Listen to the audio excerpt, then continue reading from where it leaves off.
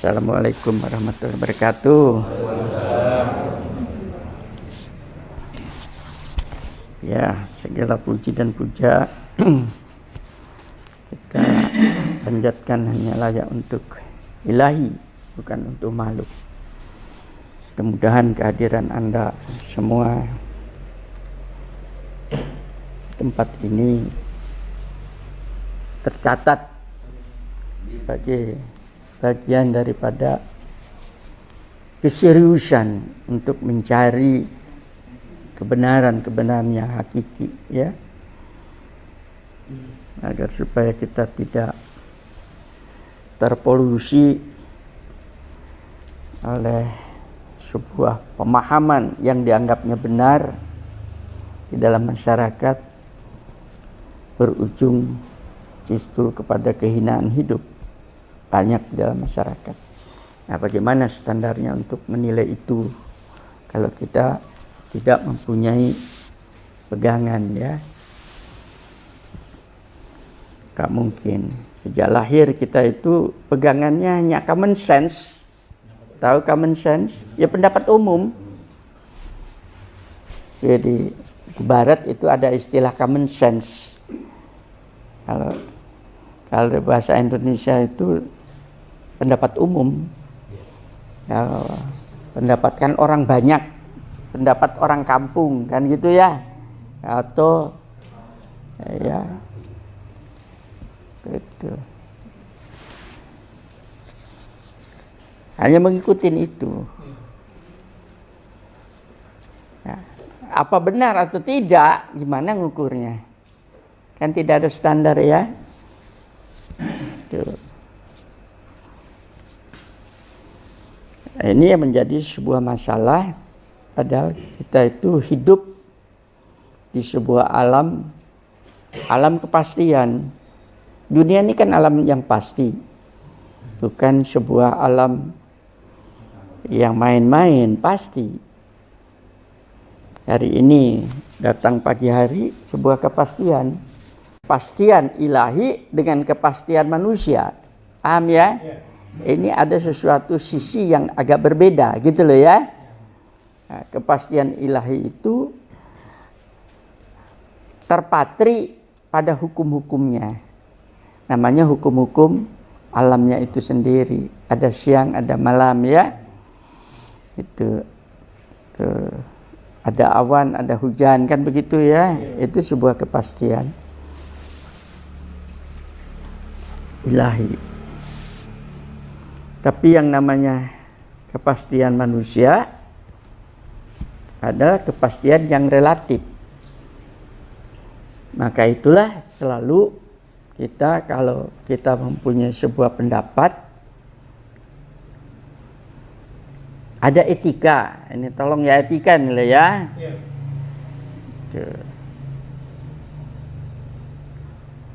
Tuhan memberikan sebuah etika kepada manusia itu, bahwa pendapat kamu itu adalah sebuah kepastian yang relatif. Bisa jadi, bisa tidak. Paham, ya? Makanya itu selalu diminta, kalau kamu mempunyai sebuah pendapat, kepastian itu jangan lupa diikatkan dengan kata ilahi, wa insya Allah. Pengertiannya itu, ini berlaku untuk seluruh manusia, bukan hanya untuk Islam, orang Islam saja. Ya, seandainya Allah mengizinkan. Paham, ya? Insya Allah itu begitu. Contohnya, kalau dari tiket ada kepastian saya nanti jam berapa saya ke Jogja nanti, insya Allah dengan Allah, harus ada insya Allah, dengan istri saya dijemput nanti duhur ke Jogja jam 4:30. Nah, itu harus ada kata-kata insya Allah, karena kadang-kadang pesawat sendiri delay, kan gitu.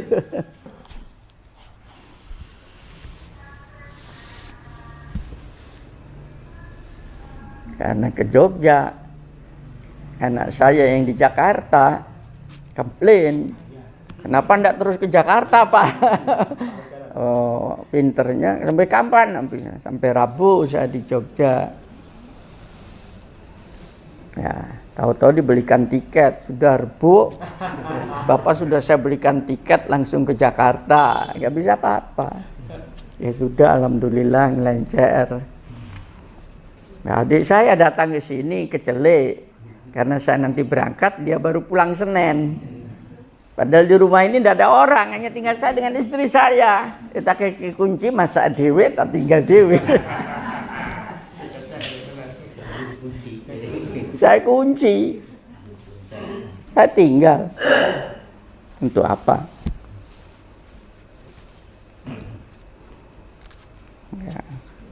Bapak-bapak, ibu-ibu yang masih merindukan Baitullah, yang tidak merindukan tidak saya ajak, karena diajak pun ngerem. Pak Samsudin rindu Baitullah. Kalau kita merindukan seseorang, kan pasti usahakan ya bagaimana mewujudkan rindu itu menjadi sebuah kewujudan. Ini sebuah kepastian. Nah, makanya saya ajak persiapan ke Baitullah itu tadi melalui umroh. Bukan pada ritualnya. Kalau pada ritualnya ya datang ke sana dapat pahala, gitu. Sudah bolak-balik ya. Tapi di situ ada pengetahuan-pengetahuan lain yang dalam perjalanan itu sering sekali kita diskusikan ya. Itu namanya Pak, insya Allah dalam kehidupan seperti itu.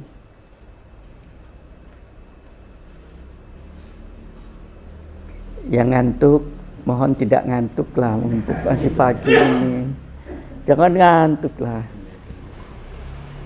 Pak Ika baju baru loh. Mumpung ini supaya tahu di mal-mal itu beli satu dapat dua. Lah kan ya? Beli dua dapat tiga. Dan saya kalau beli satu berapa tadi? Oh bukan, beli satu dapat satu. Ya. Beli dua dapat tiga. Saya bilang daripada dapat satu langsung dapat tiga kan, jadi belinya dua. Dapatnya tiga kan gitu. Udah, bukan untuk apa-apa, untuk tampang di YouTube. Tapi padahal ya murah itu kemarin itu. Ya berarti Indonesia itu kan sejahtera, sandang pangannya mudah ya.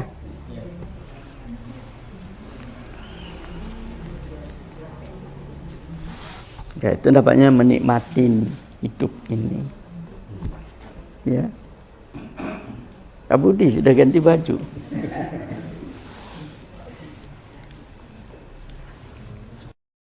Ini saya coba dibuka ya dengan surat Az-Zumar, surat ke-39 ayat 10.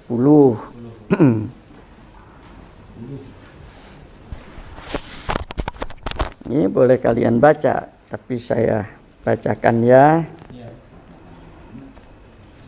Katakan,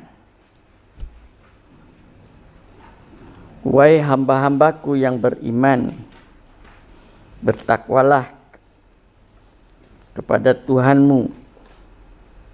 Bagi orang yang berbuat baik di dunia ini akan memperoleh kebaikan pula. Dan bumi Allah itu luas.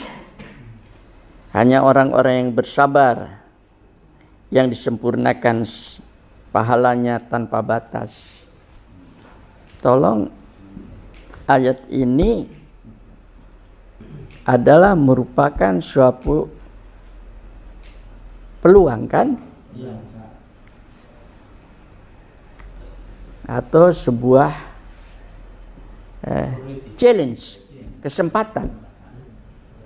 Kalau badminton kan ada challenge untuk melihat masuk atau tidak ya. Nah, ini digunakan ayat ini Makanya kan yang di YouTube saya kemarin kan ada mengatakan orang Islam itu mayoritas belum mengerti tentang Islamnya sungguhan. Saya ngatakan begitu. Ya. Yang ada sekarang itu agama Islam itu dari bahan main-main, jadi bahan cemoohan oleh umat Islam itu sendiri. Yang dilakukan oleh tokoh-tokoh yang menggerakkan massa sehingga terjadilah pelecehan. Sejak kapan Nabi Muhammad melecehkan Al-Quran dengan kata-kata apa itu namanya wisata Al-Maidah? Betul, wisata istilahnya ya. Wisata atau apa istilahnya itu? Wisata Al-Maidah. Bayangkan, di satu sisi menuduh orang lain menistakan agama, ada umat Islam sendiri mencemoohkan Al-Quran. Al-Maidah itu bukan untuk wisata. Halo, surat Al-Maidah ya, tentang masalah hidangan kan itu. Ya, berarti pemelintiran terhadap Qurannya itu sendiri. Gak ada yang ngamuk kan itu. Saya yang ngamuk sekarang. Lewat YouTube ini. Itu tokoh-tokohnya itu teman-teman saya juga. Ingat kalian akan ditanya itu. Memelintirkan Al-Quran secara tidak benar. Kalau dibuka tuh surat Al-Maidah itu bukan main itu. Ya, isinya bukan main itu. Kemudian hanya digunakan sebagai alat rekreasi, wisata, apa bukan penghinaan. Nah, itu yang saya khawatirkan di situ. Akhirnya terjadi pembelusukan kemana-mana. Di sini Quran salah satu diantaranya ini yang saya bacakan di dalam surat Az-Zumar. Baru satu ayat ini, ya. Memberikan sebuah informasi yang untuk saya, wahai hamba-hambaku yang beriman. Nah, kalau seseorang atau suatu makhluk dirangkul oleh Allah, paham ya? Ini kan rangkulan ya, pelukan ilahiyat namanya. Kasih sayang kan? Tapi yang dirangkul itu siapa? Yaitu mereka yang beriman. Nah, tolong kata-kata beriman itu jangan kemudian seakan-akan dirinya, paham ya? Karena ini sifatnya adalah umum, siapapun orangnya. Paham? Yang beriman. Apa itu pengertian beriman? Kan harusnya dia jawatakan ya. Ini luas sekali pengertian beriman itu. Ya. Kalau di dalam ajaran Islam, makanya terjadilah pengelompokan di dalam ajaran Islam itu pengertian beriman. Masuklah di dalam rukun iman itu. Kan pengelompokan itu. Ya, nah, salah satu di antaranya adalah mengimanin bahwa kita ini ada pencipta. Karena ada paham lain yang mengatakan kalau kita ini datang secara kebetulan dan kalau sudah mati hilang. Di Quran disebutkan juga seperti itu. Ada yang mengimani seperti itu. Nah, pengimanan seperti itu di dalam konsep ilahi keliru. Paham? Makanya untuk menyelamatkan itu saja diturunkanlah dari generasi ke generasi para nabi, para utusan Tuhan supaya tidak keliru. Karena namanya manusia, sifatnya adalah lupa. Iya. Maka sebagai Rahman Rahim Tuhan itu tunjukilah jalan itu tadi. Tuhannya itu siapa? Nah, kalau di dalam Islam itu yang dinamakan Allahu Akbar itu, ya.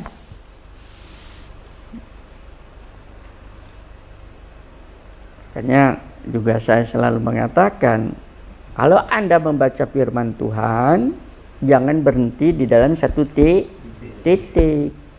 Tolong dijawatakan. Beriman saja, kata-kata beriman itu menjadi luas. Kita kan berhenti, iya, aku beriman, dia tidak beriman. Kenapa? Karena saya sudah Islam, maka saya sebagai seorang beriman. Belum tentu.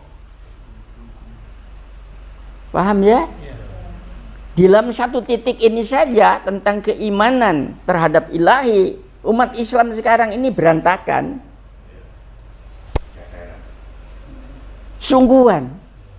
Ini saya mudah-mudahan banyak yang mendengar. Perkara Anda mencaci maki pada saya, maka caciannya akan kembali kepada Anda. Pak Ika tidak terhina dengan caci maki itu, karena saya menerangkan Quran. Anda sendiri semakin jauh. Satu contoh sekarang, ya, ada sebuah wisata, namanya wisata religi. Wisata apa itu? Keagamaan ya. Istilahnya bukan wisata religi, wong kampung nggak ngerti religi. Nggak pakai gunakan wali songo. Wisata rohani ya. Kalau tidak salah wisata rohani yang didatangi itu wali-wali songo, paham ya? Saya bilang, saya beritahu ini kepada ustadz-ustadznya itu, Anda telah memusyrikan orang. Haram itu. Ya, menjelumukan orang kepada pengkultusan para wali, tidak boleh. Ini boleh diuji. Kalau tidak percaya, datang nanti ke Madinah sana, di sana ada makamnya Rasul. Coba Anda gentayutan memohon menghadap ke kuburannya Rasul di sana itu loh. Baca Quran menghadap ke kuburannya Rasul, berlama-lama di situ langsung dipentung oleh laskarnya. Sungguhan, diusir karena tidak diperkenankan. Itu Nabi. Dan 2 sahabat besar di situ tidak boleh. Makanya kenapa dijaga, dilingkari oleh laskar itu tadi, satpam lah kalau di sini ya. Dijaga. Kenapa? Karena umat Islam itu mudah sekali masuk kepada musyrik. Kalau tidak kayak demikian, ya, itu kan dikasih teralis ya, pakai besi ya. Mungkin ada yang bawa linggis untuk ambil besinya itu ya. Ini saya beritahu ini kembali. Ini saya terutama menjaga kondisi umat yang katanya sudah beriman. Berantakan ini. Kalau saya tidak memberitahu ini, sungguhan tercabut ilahinya di negeri ini, yang ada siksa. Dan begitu siksa turun, lupa Ika ini juga kena. Karena namanya banjir bandang, tidak pernah melihat masjid, tidak pernah melihat kiai, lewat saja sikat, siapapun disikat. Betul nggak? Kenapa? Dia mengikuti hukum alam, hukum kepastian namanya. Ini belajar pinter mbak ya, ini ya, ini belajar pinter. Jangan diikuti lah ustadz kayak begituan itu. Ya.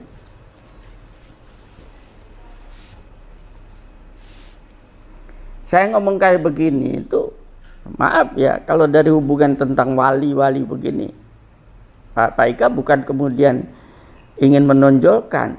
Saya masih ada darah salah satu wali, walinya wali Sunan Gunung Jati dari Cirebon. Mbah saya dari Keraton Kesepuhan. Habis di Cirebon justru saya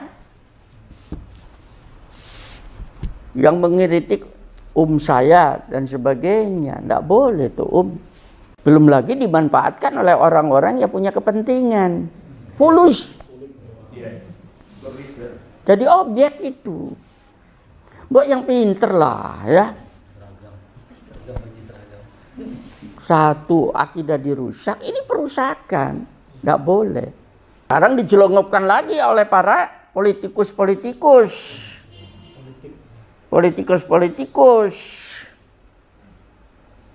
Lewat mana sekarang yang terjadi di dalam masyarakat? Yaitu membela ulama. Tidak ada perintahnya membela ulama di dalam Quran. Ya ulama itu kan manusia ya.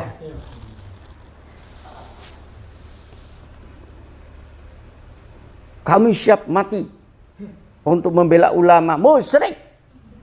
Itu tadi di dalam rangka untuk meluruskan misi kenabian ini tadi. Ya, ini sudah bolak-balik saya sampaikan agar supaya kita tidak salah ya.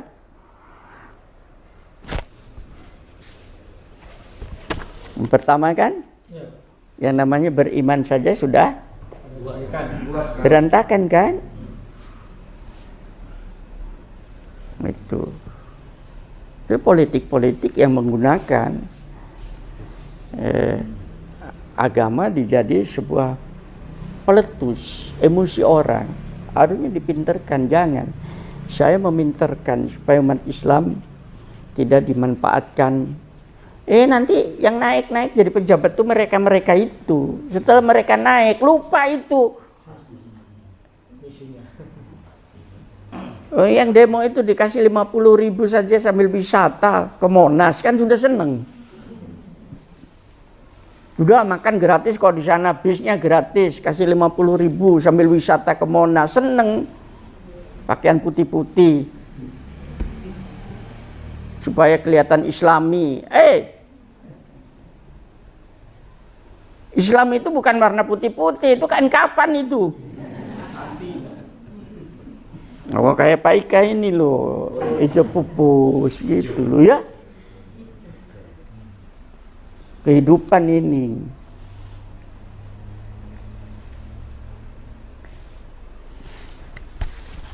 Jangan tegang Pak Samsudin, ngopi dulu.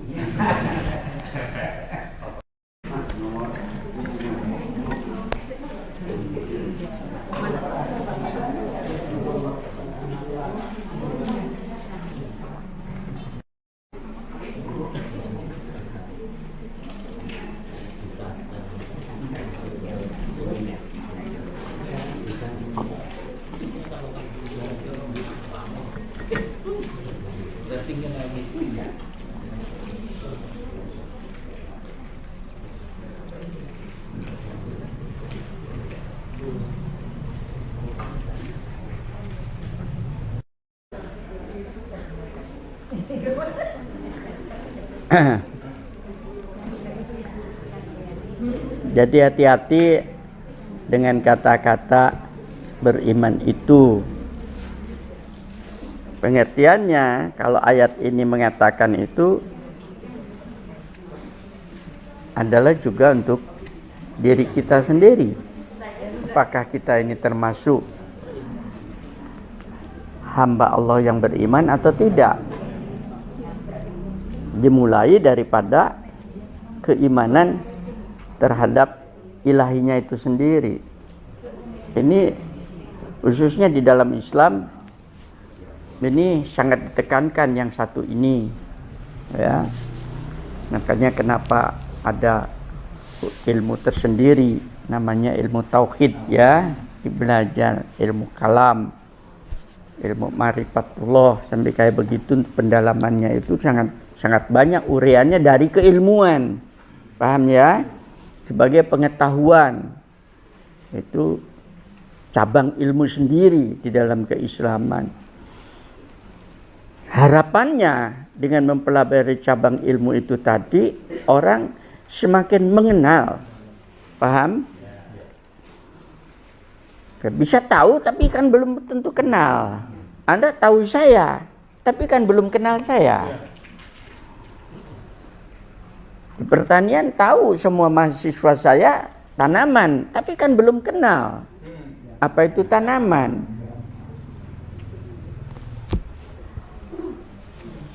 Makanya dipelajarin di dalam plan science itu sendiri. Nah, dan tentang Tuhan dipelajarin. Khususnya tentang ilmu tauhid ini sendiri, umat Islam itu sendiri kedodoran, belum banyak yang tahu tentang siapa yang namanya Allah. Belum tahu. Pengetahuannya saja belum, apalagi kenalnya.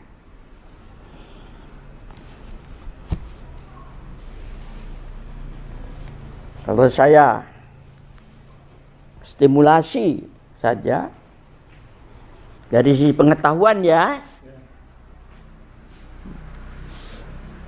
Allah itu kan zatnya hanya Esa kan ya, Tuhan yang Maha Esa, tunggal. Tapi kenapa dia punya sebutan yang demikian banyak?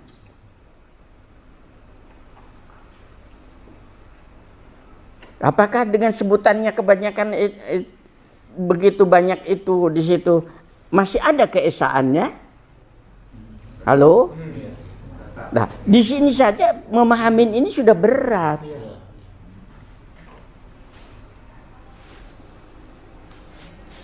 Dan itu diberikan di dalam Quran. Aku adalah Tuhan kamu, ya, yang mempunyai Asmaul Husna, sebutan nama-nama yang mulia. Sebutannya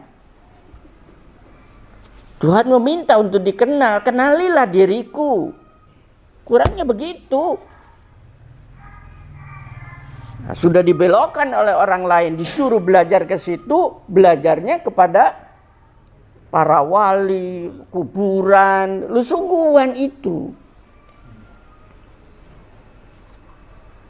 Kan tidak jauh dari sini, di Gunung Kawi.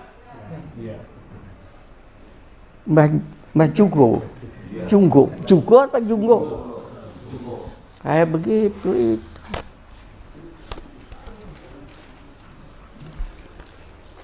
Loh, itu bukan main itu. Pemujaan terhadap dia. Pada di dalam Islam itu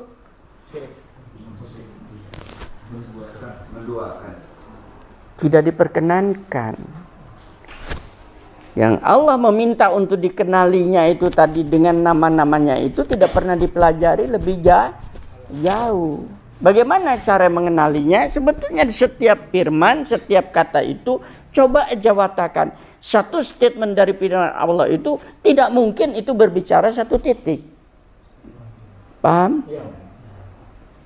Satu contoh saja tadi yang saya sebutkan, ya. Hamba-hambaku yang beriman, wahai hamba-hambaku yang beriman. Orang mengatakan, saya sudah beriman. Berdiri satu titik. Pada iman itu sendiri, seandainya saya jawatakan, kan menjadi luas.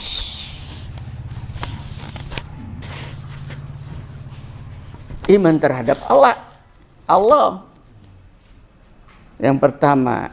Yang kedua, mengimani terhadap kitab-kitab yang turunkan,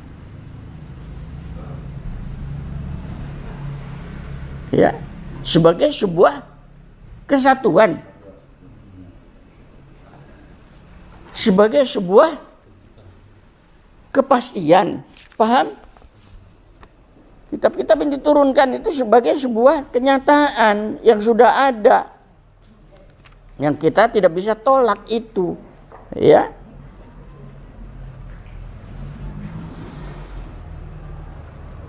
Nah, di sini Rasul yaitu Muhammad beriman kepada apa yang diturunkan kepadanya, Al-Quran dari Tuhannya. Demikian pula orang-orang yang beriman, semua beriman kepada Allah, malaikatnya, kitab-kitabnya. Halo?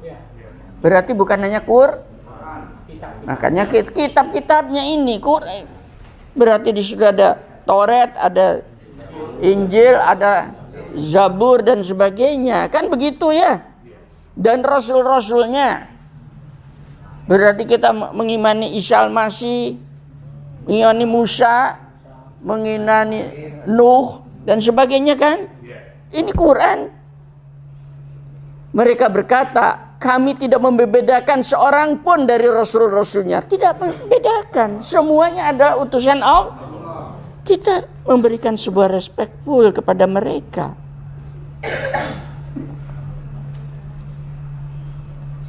Sekarang yang jadi pertanyaan adalah, ya, di dalam ayat ini, dan mereka berkata, kami dengar dan kami taat. Ya, sami'na wa ata'na. Begitu dikeluarkan oleh Bible, kami dengar dan kami taat. Begitu dikeluarkan oleh Zabur, kami dengar, kami taat. Begitu dikeluarkan Quran, kami dengar, kami taat. Karena ini Quran loh yang mengatakan begini ini. Bukan saya. Silakan Al-Baqarah 285. Nah, perbedaannya di mana kitab-kitab suci itu? Ya, kalau kesamaannya jelas, itu semua dari Allah. Perbedaannya di mana? Apakah ada bedanya? Perbedaannya diturunkan kepada nabi yang berbeda dan waktu yang berbeda. Pasti konteks isinya di dalam juga sesuai dengan kondisi pada keumatan itu sendiri. Bisa diikutin ini ya. Ambil daripada statement Al-Quran itu sendiri, bukan saya. Saya nyampaikan bahwasanya kitabullah yang namanya Al-Quran ini adalah merupakan konsep Allah, konsep ilahi yang paling sempurna untuk masyarakat, namanya masyarakat manusia, bukan jin lo ya, untuk hidup di atas muka bumi. Di mana letak kesempurnaannya ini? Letak kesempurnaannya adalah pada konsep-konsep yang ada di dalamnya. Khususnya adalah menyangkut masalah konsep hidup masyarakat. Bisa diikutin ini. Sampai mengatakan yang pada zaman Isa al-Masih belum seruat pada zaman Muhammad dan belum seruat pada zaman sekarang, kan begitu ya. Tapi konsep Islam itu ke depan. Satu contoh misalnya di dalam surat Al-Baqarah ayat kedua sampai dengan ke-20. Itu khusus. Tidak ada asbabul nuzul daripada Quran itu. Ayat itu tidak ada sebab musabab diturunkan itu. Paham ya? Tapi itu khusus oleh Tuhan diturunkan begitu saja sebagai sebuah software, sebuah pengetahuan untuk manusia bahwa di dalam kalian bermasyarakat diberitahu oleh Tuhan, masyarakat itu bentuknya 3 kelompok. Paham? Kemanapun kamu berada, dimanapun kamu tinggal. Yang pertama, kelompok yang dinamakan mereka yang mengimanin tadi itu ya, kepada Tuhan yang tunggal, mengimani kepada kitab-kitabnya dari Tuhan, mengimani bahwa akan ada hari kebangkitan dan seterusnya. Itu Al-Baqarah itu ya. Ya, dibaca sendiri nanti, panjang ini ayat itu ya, dalam surat itu ya. Nah, itu kelompok yang pertama. Tuh. Nah, mereka kelompok yang pertama ini tadi dengan keimanan dan mengejawantahkan keimanan ini yang disebut sebagai orang-orang dalam kalimat ini, bertakwalah kepada Tuhanmu. Mereka yang sudah menjalankan dan melakukan konsep-konsep ilahi, orang-orang yang mutakin, kelompok pertama ini. Paham? Sekarang introspeksi kepada kita. Apa kita termasuk kelompok yang pertama? Nah, ini harus dievaluasi setiap hari. Salah satu diantaranya dia mengeluarkan sebagian rezeki yang diturunkan, kan begitu ya? Coba dibaca Ton. Iya, ayat 3. Ayat 3 ini karena itu mereka yang beriman pada yang gaib, yang mendirikan sholat dan menafkahkan sebagian daripada rezekinya. Sholat mungkin banyak orang, tapi yang kedua ini menafkahkan sebagian rezeki yang diberikan kepadanya untuk orang lain. Saya lewat YouTube, apa pernah kalian itu memikirkan bahwa itu adalah software dari Allah? Kalau seandainya umat Islam saja di Indonesia ini mengajibahkan yang ketiga itu, menafkahkan, paham ya? Berbagi dengan orang lain. Ngerti gak? Di dalam rezeki yang diberikan kepada Allah, oleh Allah kepadanya itu untuk orang lain, niscaya tidak ada artinya gelandangan dan sebagainya di pinggir jalan, pasti dong.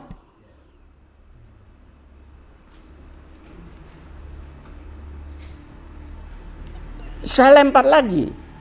Saya terpaksa menyebut sebuah contoh yang kemarin, yang sekarang sudah terpilih jadi wakil gubernur. Jadi wakil gubernur kan? DKI.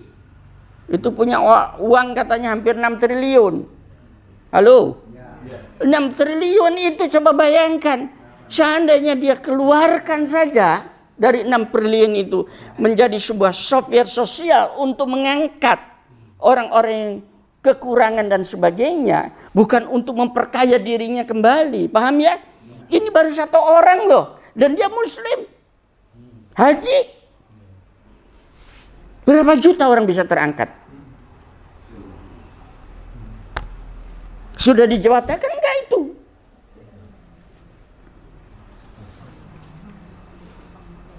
Kalau dia belum mengeluarkan itu dan dia belum meminus secara itu tadi yang dinamakan rezeki yang sebenarnya, apa bisa dikatakan orang beriman?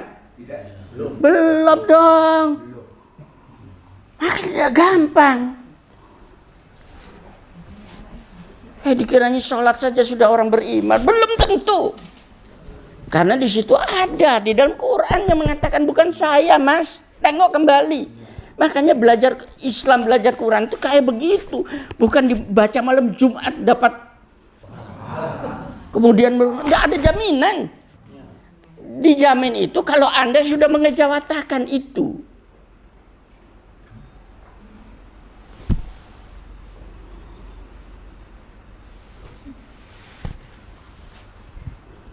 Nah, jenis manusia yang punya 6 triliun itu dan mayoritas ada umat muslim di Indonesia kan banyak.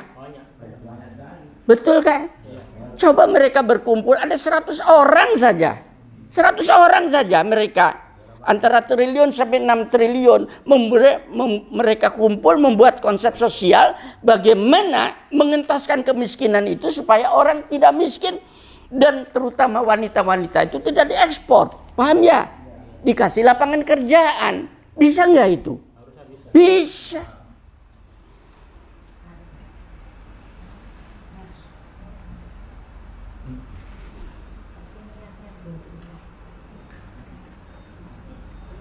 Nah ini yang harusnya dimasukkan kepada pemerintah, bukan demo.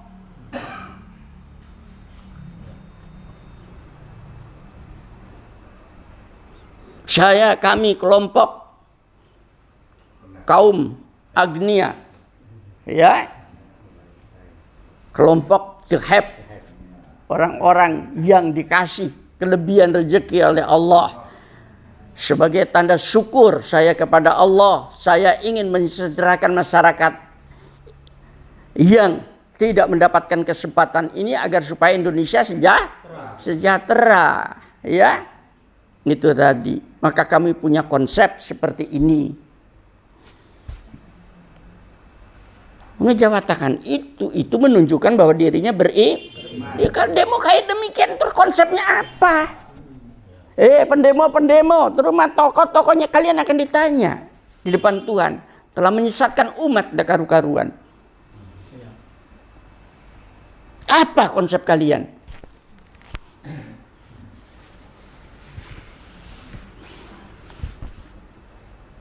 Itu dari satu sisi. Berat kan?